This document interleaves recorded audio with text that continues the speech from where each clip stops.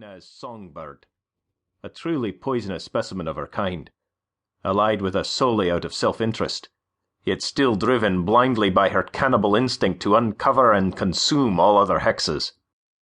Versus the good Dr. Asbury, whose skills in the area of sorcery mapping are as unmistakable as they are invaluable, yet whose personal resolve I doubt.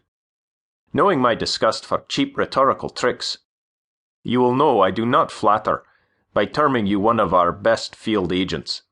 You may therefore take this to be my primary motivation in charging you personally with the pursuit of 2 more adjuncts to the Rook case, at large and fugitive even as we speak somewhere in this great state, men whose names and involvement we have so far been able to keep suppressed, especially as regards the intelligence of the Mexican government. This state of affairs must be preserved at all costs, for the security of our agency and America alike.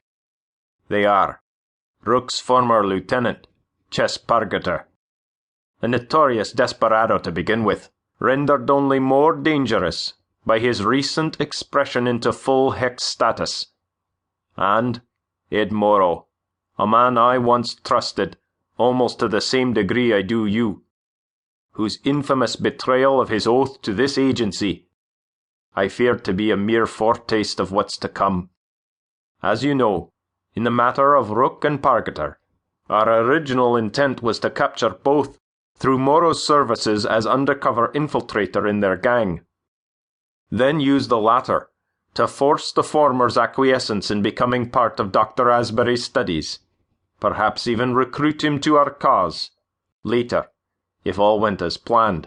God knows I'd far rather have hitched my wagon to a tame sorcerer of my own race, especially one schooled in Bible learning, than the heathen harridan we now employ in the same capacity.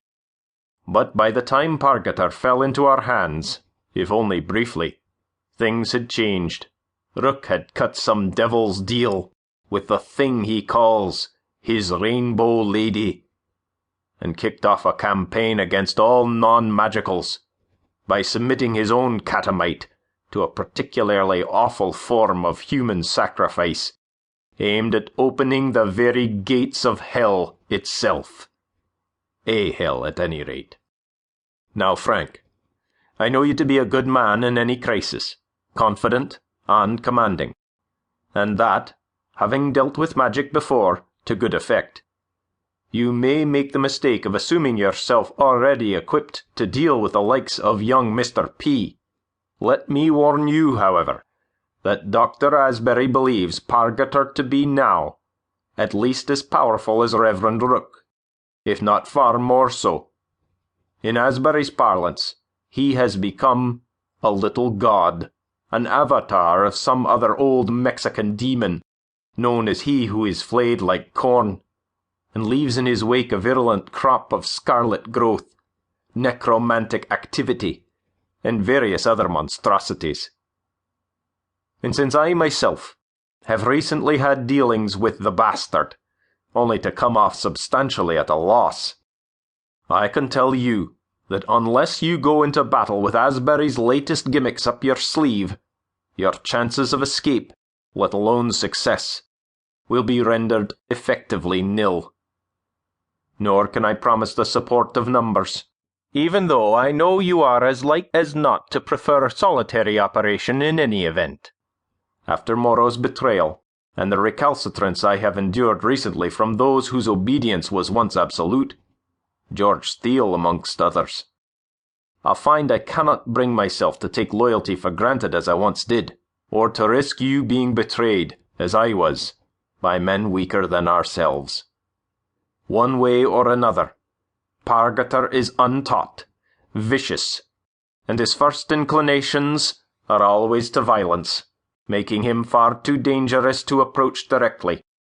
So do not come at him like any other outlaw, Hexslinger or no.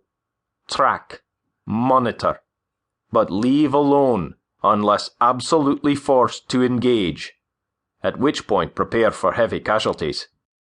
Information on both targets is attached, to be distributed as you see fit. I remain your most obedient, etc.